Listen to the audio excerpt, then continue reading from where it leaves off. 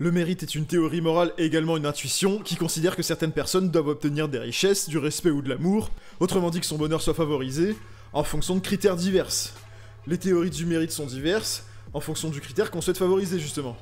Alors on a d'abord les théories les plus absurdes, qui sont celles qui favorisent des critères complètement indépendants de la volonté. C'est toutes les théories qui défendent des privilèges de certaines familles, le racisme, le nationalisme, etc.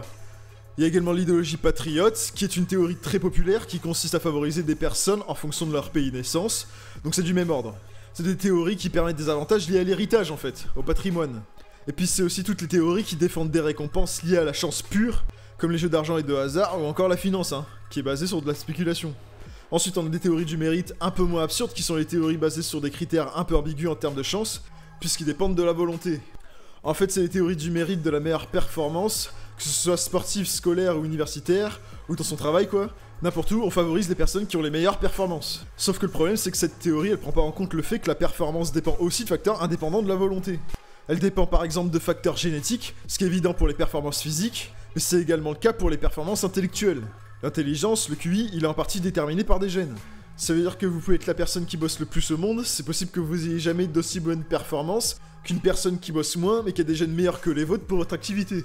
Sans parler du fait que la qualité des infrastructures et les outils pour effectuer son activité, eh ben ça dépend pas non plus de la volonté.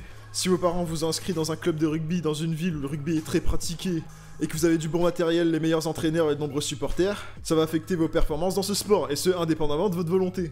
C'est la même chose si vos parents vous ont mis devant des émissions scientifiques et culturelles durant votre enfance, et pas devant les dessins animés, ça va affecter vos performances à l'école et à l'université. Alors on peut essayer de se rapprocher d'un système méritocratique, où les facteurs indépendants de la volonté sont égaux, c'est ce qu'on appelle l'égalité des chances, et donc seule la volonté déterminerait les performances.